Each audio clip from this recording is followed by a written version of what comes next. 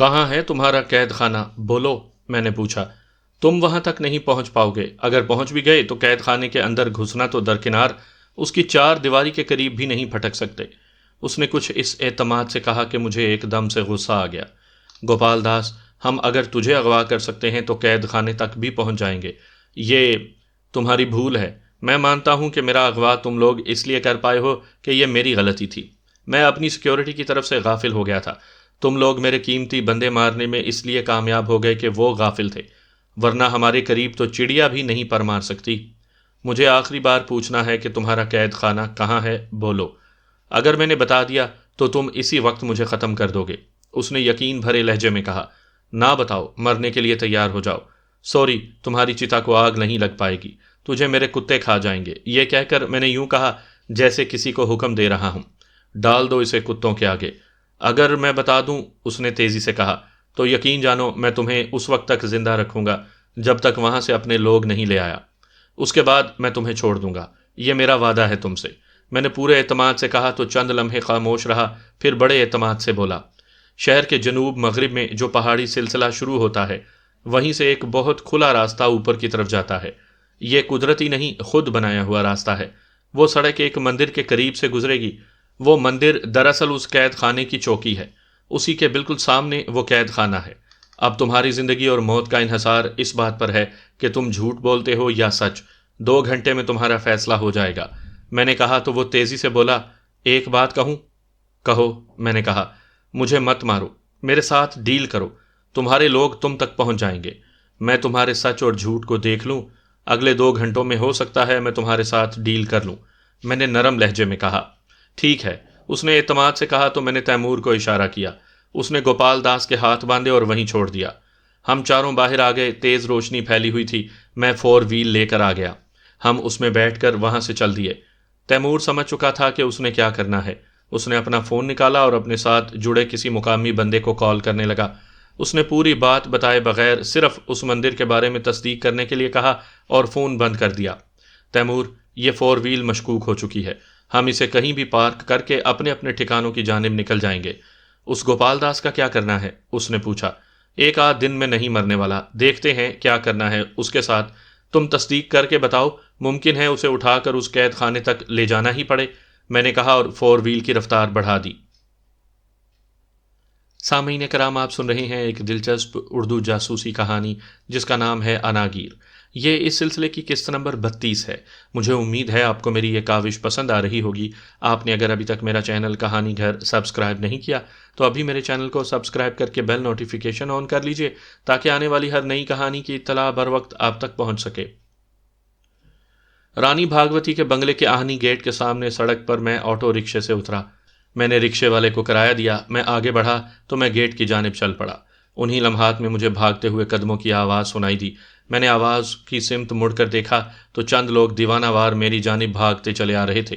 ان کے ہاتھوں میں ڈنڈے، ہاکیاں اور پتہ نہیں کیا کیا تھا۔ آہنی گیٹ بند تھا، اسے سیکیورٹی والوں نے تصدیق کے بعد ہی کھولنا تھا، جبکہ حملہ آور مجھ سے چند فٹ کے فاصلے پر پہنچ چکے تھے۔ میرے پاس ایک پسٹل تھا، میں اس سے انہیں ڈرا سکتا تھا۔ وہ میرے سر پر پہنچ چکے تھے۔ میں اگر پسٹل نکال کر فائر بھی کرتا تو 1 آدھ ہی نشانہ بنتا، باقی مجھے پکڑنے میں کامیاب ہو جاتے۔ اتنے آدمیوں کے چنگل سے نکلنا بہت مشکل ہو جاتا۔ میرے پیچھے آہنی گیٹ تھا، میں جانتا تھا کہ وہ میرے لیے فوری نہیں کھل سکتا تھا اور یہی گیٹ میرے لیے دیوار بن جانے والا تھا۔ میں اگر دائیں نکلتا یا بائیں تبھی میری بچت ہو سکتی تھی۔ ممکن ہے وہ بھی یہی سوچ رہے ہوں۔ میں نے اپنے پیر مضبوطی سے سڑک پر جمائے اور پھر انہی کی جانب تیزی سے بڑھا۔ وہ اپنی جانب آتا دیکھ کر ایک لمحے کو ٹھٹکے، تب تک میں ان کے سروں کے اوپر تھا۔ میں نے ایک بندے کے سر پر ہاتھ رکھ کر سہارا لیا اور ہوا میں تیرتا ہوا ان کے پیچھے جا پہنچا۔ جیسے ہی میرے قدم سڑک پر لگے، وہ میری نگاہوں کے سامنے ایک ہاکی والا تھا۔ جب تک وہ پلٹتے، میں نے ایک جھٹکے سے وہ ہاکی چھین لی۔ میں الٹے قدموں پیچھے ہٹا اور ان سے مقابلے کے لیے تیار ہو گیا۔ وہ 10 سے 12 لوگ میرے سامنے تھے۔ وہ حملہ کرنے کے لیے آگے بڑھ رہے تھے اور میں اسی طرح پیچھے ہٹ رہا تھا۔ میں نگاہوں ہی نگاہوں میں انہیں تول رہا تھا کہ اگر مجھے حملہ کرنا پڑا تو کدھر سے کروں۔ وہ جتھے کی صورت میں تھے اور آہستہ آہستہ دائرے کی صورت میں پھیل رہے تھے۔ یہ میرے لیے خطرناک تھا۔ میں رک گیا تو ایک بندے نے بڑھ کر ڈنڈے سے مجھ پر حملہ کیا، جو میں نے ہاکی سے روک لیا۔ انہی لمحات میں کئی ڈنڈے ابھرے اور مجھ پر آن پڑے۔ میں نے لاشعوری طور پر اپنے سر کو بچایا۔ میرے ہاتھوں، بازوؤں اور کمر سے اٹھنے والی ٹیسوں نے مجھے ادھموا کر دیا۔ میں ہاکی لیے پھرکی کی طرح گھوما۔ میں نے یہ نہیں دیکھا کہ کس کے کہاں پڑ رہی ہے، اور نہ میں نے یہ پرواہ کی کہ میرے کہاں کہاں پڑ رہی ہے۔ چشم زدن میں چند لوگ زمین پر پڑے تھے۔ میں اس ایک حلے میں سمجھ گیا تھا کہ میں اگر کامیاب ہو بھی گیا تو اس وقت تک میں بہت زیادہ زخمی ہو جاؤں گا۔ میرے بدن پر لگنے والی ضربیں اتنی شدید تھیں کہ میں مزید کچھ دیر ہی ان کے مقابلے میں ٹھہر سکتا تھا۔ میں نے اسی لمحے فیصلہ کیا اور فوراً الٹے قدموں بھاگا۔ چند قدم کے فاصلے تک جاتے ہوئے میں نے ہاکی پھینک کر اپنا پسٹل نکال لیا۔ میں اپنے پاؤں پر مڑا اور فائر کر دیا۔ اس کے ساتھ ہی ایک چیخ بلند ہوئی۔ ایک بندہ سڑک پر گر کر تڑپنے لگا۔ میں بھاگتا ہوا سڑک کے دوسرے کنارے ایک درخت کے پیچھے جا پہنچا۔ وہیں سے میں نے تاک کر دوسرا فائر کیا۔ بلا شبہ وہ کسی کے لگا تھا۔ ایک شور مچ اٹھا۔ اس کے ساتھ ہی سامنے سے فائر ہوا، پھر یکے بعد دیگرے کئی فائر ہوئے۔ میں دیکھ رہا تھا کہ ہجوم سے ایک ہی شخص فائر کر رہا تھا۔ میں نے تاک کر نشانہ لیا اور 3 فائر کر دیے۔ اس کا ہاتھ بلند ہی رہ گیا اور وہ سڑک پر گر گیا۔ انہی لمحات میں رانی بھاگوتی کے بنگلے کا آہنی گیٹ کھلا اور چند سیکیورٹی والے باہر آ گئے۔ انہوں نے آتے ہی ہوائی فائر کرنا شروع کر دیا۔ ان کا مقصد ہجوم کو ڈرانا دھمکانا ہی تھا۔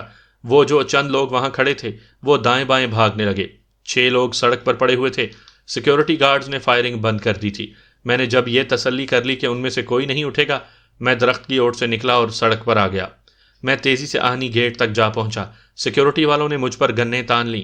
میں بڑے اعتماد سے ان کے قریب چلا گیا۔ کون ہو تم؟ ایک سیکیورٹی والے نے تہکمانہ انداز میں پوچھا۔ اپنی رانی سے کہو، رانا ویر سنگھ ہوں، میں نے سختی سے کہا۔ کیا آپ رانی سے ملنا چاہتے ہو؟ اس نے پوچھا تو میں نے بھنا کر کہا، ابے جلدی کر ورنہ یہیں کوئی فائر کر دے گا مجھ پر۔ یہ کہتے ہوئے میں گیٹ کے اندر کی جانب چلا گیا۔ وہاں پر ایک کرسی پڑی تھی، میں اس پر بیٹھ گیا۔ ایک سیکیورٹی والا اندر کہیں بات کر رہا تھا۔ میرے پاس ریتو کا فون ہوتا تو میں اب تک اندر پہنچ چکا ہوتا اور کوئی بھی یہاں سے بچ کر نہ جاتا، لیکن وہ فون اب تک نہ جانے کہاں تھا۔ مجھے وہاں بیٹھے 10 منٹ سے بھی زیادہ ہو گئے تھے۔ میں حیران تھا کہ اتنا وقت کیوں لیا جا رہا ہے۔ تبھی میں نے ایک چھوٹی سی کار گیٹ کی طرف آتے ہوئے دیکھی۔ وہ مجھ سے ذرا فاصلے پر رک گئی۔ اس میں ریتو بیٹھی تھی۔ کار رکتے ہی وہ تیزی سے میری جانب آئی۔ کن لوگوں نے حملہ کیا؟ مجھے نہیں پتا، شاید وہ میری طاق میں یہاں موجود تھے۔ میں نے اسے بتایا تو وہ سر سراتے ہوئے بولی، یہ پرتاپ سنگھ ہی کے لوگ تھے، وہ مجھے کئی بار فون کر چکا ہے۔ کیا کہتا ہے؟ میں نے تجسس سے پوچھا۔ وہ تمہارے بارے میں ہی پوچھ رہا تھا۔ میں تمہیں بتاتی ہوں، چوٹ زیادہ تو نہیں لگی؟ اس نے تیزی سے پوچھا۔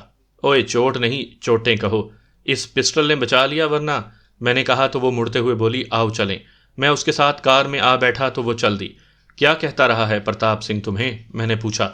وہ صرف تمہارا پوچھ رہا ہے، اس نے بتایا۔ تم نے کیا بتایا؟ میں نے پوچھا۔ یہی کہ میں نہیں جانتی کہ تم کون ہو، اس نے بتایا۔ اس نے رانی سے کوئی بات کی؟ میں نے پوچھا۔ پتہ نہیں، بس اتنا پتہ چلا ہے کہ وہ ابھی تک یہاں دیو گڑھ نہیں پہنچا، اس کے آنے سے کوئی بات شاید بڑھے۔ وہ سکون سے بولی، پھر یوں کہا جیسے اسے کچھ یاد آ گیا ہو، تم نے مجھے فون کیوں نہیں کیا؟ سارا فساد تمہارے فون کا ہے، تمہارے نمبر سے وہ مجھ تک پہنچا ہے۔ اس نے مجھے کال کی تھی، یہی کہا کہ وہ مجھ تک پہنچ رہا ہے۔ میں نے تمہارا فون ضائع کر دیا۔ اوہ، میرا یہ فون بھی اب خطرناک ہے، اس نے سرسراتے ہوئے کہا تو میں خاموش رہا۔ میرے بدن کی ٹیسیں مجھے بے چین کر رہی تھی۔ میں نے خود پر قابو رکھا ہوا تھا۔ وہ مجھے اسی رہائش گاہ میں لے گئی جہاں ہم ٹھہرے تھے۔ چھوٹے سے لاؤنج میں آتے ہی بولی، شرٹ اتار کے لیٹو یہاں، دیکھوں کہاں کہاں چوٹ آئی ہے۔ میں نے شرٹ اتاری اور صوفے پر لیٹ گیا۔ وہ کافی دیر تک مجھے ہر طرح سے ٹٹول کر دیکھتی رہی۔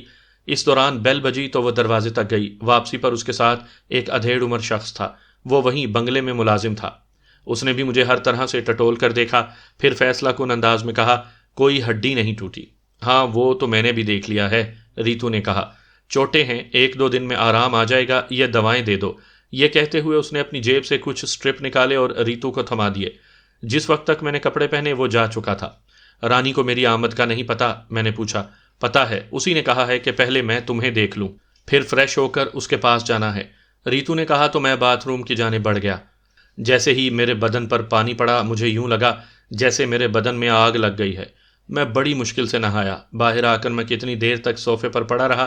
ریتو میرے دوا لگاتی رہی۔ جب میں کافی حد تک خود کو پرسکون محسوس کرنے لگا تو میں ریتو کے ساتھ رانی بھاگوتی کی جانب چل پڑا۔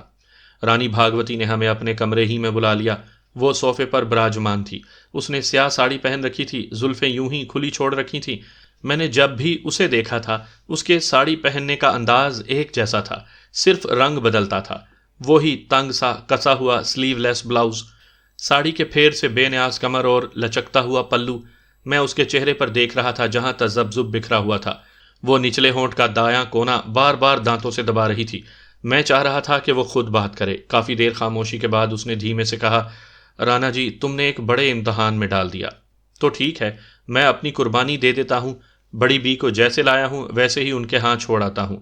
میں نے بڑے تحمل سے کہا تو بے ساختہ تیزی سے بولی، نہیں، ایسا نہیں، اب ایسا نہیں ہو سکتا، کچھ بھی ہو جائے میں تم پر آنچ نہیں آنے دوں گی۔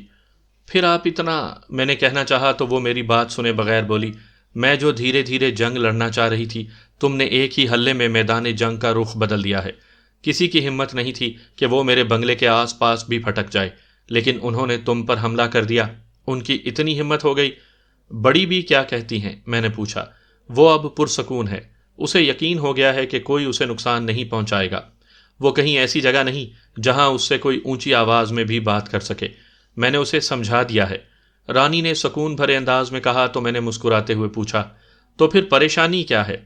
یہی کہ آج تم پر حملہ کیا ہے، کل وہ اپنے غنڈوں کے ساتھ یہاں بھی آ جائے گا، اس نے پریشان لہجے میں کہا۔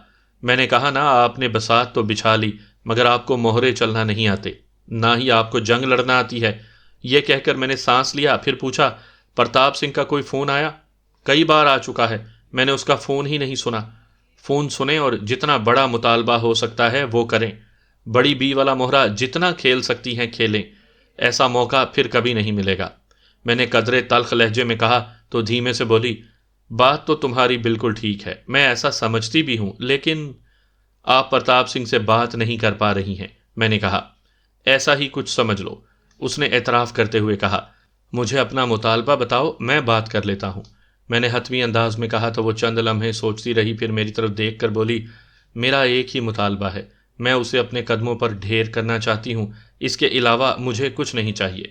اگر میں یہ کر دوں، میں نے اعتماد سے کہا تو اس نے چونک کر میری جانب دیکھا، پھر چمکتی ہوئی آنکھوں سے بولی، تم جو مانگو گے دوں گی، تو پھر یہ کھیل مجھے خود کھیلنے دو، اپنے لوگوں کو میرے بارے میں بتا دو، ایسا نہ ہو کہ میں گیٹ پر آ جاؤں اور کوئی مجھے پہچانے بھی نہ۔ اب ایسا نہیں ہوگا، تمہیں اجازت ہے۔ اس نے کہا ہی تھا کہ دروازے پر ہلکی سی دستک ہوئی، اس کے ساتھ ہی ایک ملازمہ اندر آ گئی۔ اس نے رانی کی طرف دیکھ کر نرم سے انداز میں کہا، گیٹ پر پولیس کمشنر ہے، وہ آپ سے ملنا چاہتا ہے۔ Police commissioner? رانی نے بڑبڑانے والے انداز میں کہا، پھر میری طرف دیکھ کر بولی، بلاؤ۔ وہ ملازمہ واپس چلی گئی۔ رانی میری جانب سوالیہ نشان سے دیکھ رہی تھی۔ میں نے بڑے سکون سے کہا، وہ اگر بڑی بی کو لے جانے کے لیے سرچ وارنٹ لے کر آیا ہوگا تو بڑی بی کسی بھی صورت واپس نہیں جانی چاہیے۔ اگر وہ چلی گئی تو پرتاپ سنگھ بڑے غضب کے ساتھ حملہ آور ہوگا۔ مجھے صرف ایک دن چاہیے، پھر دیکھنا حالات کیا بنتے ہیں۔ میں دیکھتی ہوں، اس نے کہا اور اٹھ کر باہر کی جانب چل دی۔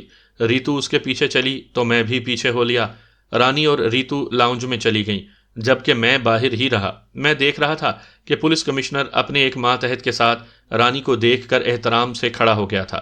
دونوں نے ایک دوسرے کو نمسکار کیا تو رانی نے صوفے پر بیٹھنے کا اشارہ کرتے ہوئے کہا، تشریف رکھیں۔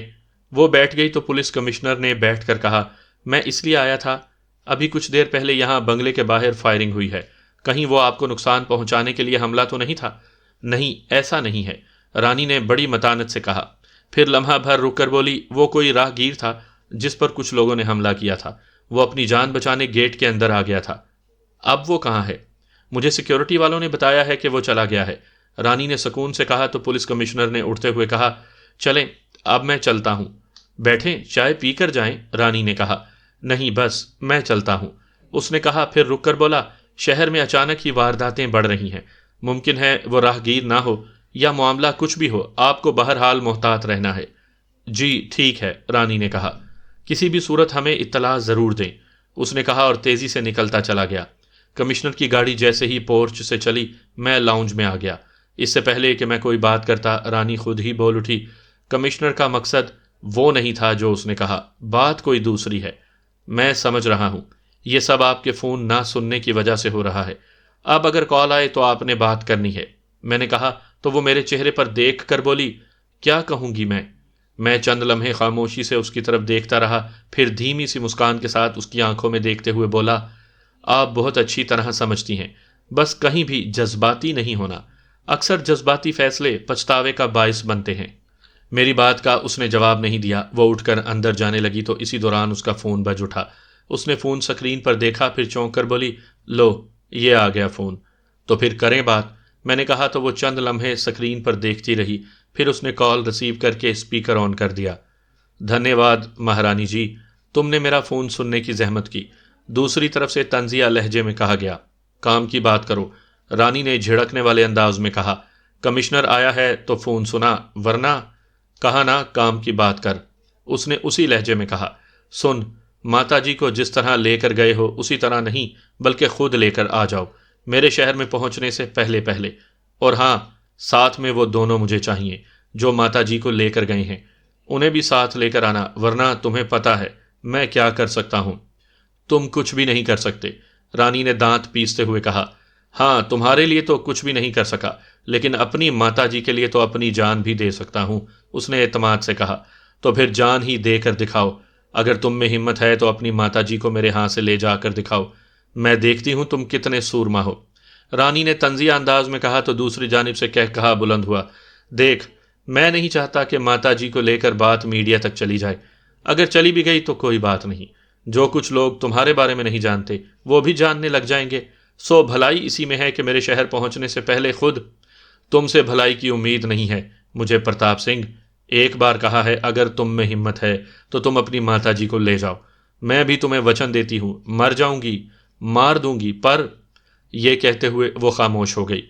تم ایسے نہیں مانو گی، چل میں آ رہا ہوں، دیکھتا ہوں تم کیا کرتی ہو، تم اور تیرا وچن گیا بھاڑ میں، ایک دم اس نے انتہائی غصے میں کہا اور فون بند کر دیا۔ رانی بھاگوتی چند لمحے فون سکرین کو دیکھتی رہی، پھر کوئی بات کیے بنا لاؤنج سے نکلتی چلی گئی۔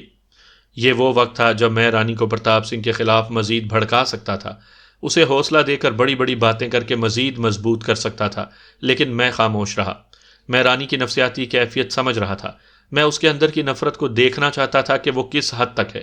اگلے چند گھنٹوں میں سب واضح ہو جانے والا تھا۔ میں یہی سوچ رہا تھا کہ ریتو کا سیل فون بجا، اس کے ساتھ ہی وہ بڑبڑانے والے انداز میں بولی، لو یہ پرتاپ سنگھ کو فون لاؤ مجھے دو۔ میں نے فیصلہ کن انداز میں کہا تو ریتو نے فون میری جانب بڑھا دیا۔ میں نے کال ریسیو کی اور بڑے سکون سے ہیلو کہہ دیا۔ ریتو تم اپنی رانی کو، میں بات کر رہا ہوں رانا ویر سنگھ، میں نے سرد لہجے میں کہا تو وہ ایک دم سے خاموش ہو گیا، پھر غراتے ہوئے بولا، اچھا ہوا تم سے بات ہو گئی، میں سمجھ گیا ہوں تم شاطر بھی ہو اور تربیت یافتہ بھی، مگر تم نہیں جانتے۔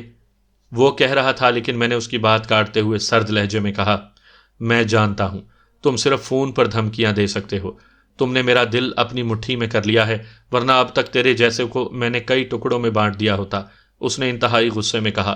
ماتا جی کو بھول جاؤ، وہ اس وقت تک تمہیں نہیں مل سکتی جب تک میں نہیں چاہوں گا، میں نے طنزیہ لہجے میں کہا تاکہ اس کا غصہ مزید بڑھے، لیکن اگلے ہی لمحے وہ بڑے سکون سے بولا، تم کیا چاہتے ہو؟ تمہارا خاتمہ، میں نے ٹھہرے ہوئے انداز میں کہا۔ تم خواب دیکھ رہے ہو یا پھر پاگل ہو؟ رانی میرے سامنے ایک لمحے بھی نہیں ٹک سکتی اور تم اس کے پالتو کتے بن کر مجھ پر بھونک رہے ہو، تم اپنی اوقات میں رہو، میرے شہر آنے سے پہلے یہ شہر چھوڑ کر چلے جاؤ، اسی میں تمہاری زندگی ہے، ورنہ بہت سسکا سسکا کر ماروں گا، اس نے لفظ چبا چبا کر کہا۔ میں تمہارا ہی انتظار کر رہا ہوں، میدان تمہاری پسند کا ہوگا وہیں تجھے ماروں گا، میں نے سرد لہجے میں کہا تو وہ ایک لمحے کو خاموش ہوا، پھر کہا لگا کر ہنس دیا، اس کے ساتھ ہی اس نے کال ختم کر دی۔ میں نے فون ریتو کی طرف بڑھایا تو اس نے پوچھا، کیا کہہ رہا تھا؟ وہی دھمکیاں، میں نے اختصار سے کہا تو ریتو بولی، تمہیں اس کی قوت کا اندازہ نہیں ہے، ہم دونوں اس کا کچھ نہیں بگاڑ پائیں گے، اس نے کہا تو مجھے ریتو پر بے تحاشا پیار آیا، وہ خود کو مجھ سے الگ نہیں سمجھ رہی تھی، اس کا ہم دونوں کہنا اس سوچ کا غماز تھا۔ میں نے اپنے سامنے کھڑی ریتو کو ایک نگاہ دیکھا، پھر اس کا ہاتھ پکڑ کر بڑے ہی جذباتی انداز میں کہا، ریتو قوت نہیں حوصلہ لڑتا ہے، جب تک بڑی بی یہاں پر ہے وہ ہمارا کچھ نہیں بگاڑ سکتا، میں جانتی ہوں رانی اس کے سامنے پگھل سکتی ہے، ریتو نے خوف زدہ لہجے میں کہا تو میں نے اس کے کاندھے پر ہاتھ رکھتے ہوئے کہا، تم رانی کو حوصلہ دیتی رہو اور بڑی بی کی نگرانی رکھو، یہیں بنگلے کے اندر رہو، باقی میں سنبھال لوں گا، مجھ پر بھروسہ رکھو۔ تم پر بھروسہ ہے، اس نے میرے ہاتھ پر ہاتھ رکھ دیا، اب جاؤ بڑی بی کے آس پاس رہو، میں نے کہا اور پلٹ کر بنگلے سے نکلتا چلا گیا۔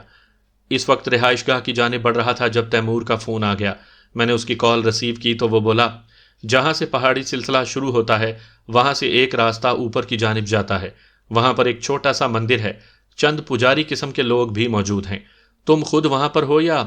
میں نے پوچھتے ہوئے بات ادھوری چھوڑ دی۔ اس پر وہ بولا، نہیں، میں اس طرف نہیں گیا، ایک مقامی اور دوسرا اپنا ساتھی وہاں گئے ہیں، ابھی انہوں نے کال کی ہے، وہاں کسی کو شک نہ ہو جائے۔ میں نے خدشہ ظاہر کیا۔ وہاں پر وہ یوں گئے ہیں جیسے راستہ بھول گئے ہوں، وہ بس 2-4 منٹ ٹھہرے ہیں اور پھر واپس آ رہے ہیں۔ اس نے تفصیل بتائی۔ شام تک پوری طرح تیار رہنا، آر یا پار؟ میں نے کہا تو وہ تیزی سے پرسکون لہجے میں بولا، بالکل، میں تیار ہوں۔ اوکے ڈن، میں نے کہا اور فون بند کر دیا۔ اسی لمحے مجھے گوپال داس کا خیال آیا، وہ پرانی فیکٹری میں پڑا تھا۔ بلا شبہ اس نے سچ بولا تھا، لیکن یہ ایسا وقت تھا کہ نہ تو میں اسے جا کر چھوڑ سکتا تھا اور نہ ہی میں اسے مار سکتا تھا۔ میں نے چند لمحے سوچا اور پھر اسے اس کے حال پر چھوڑ دیا۔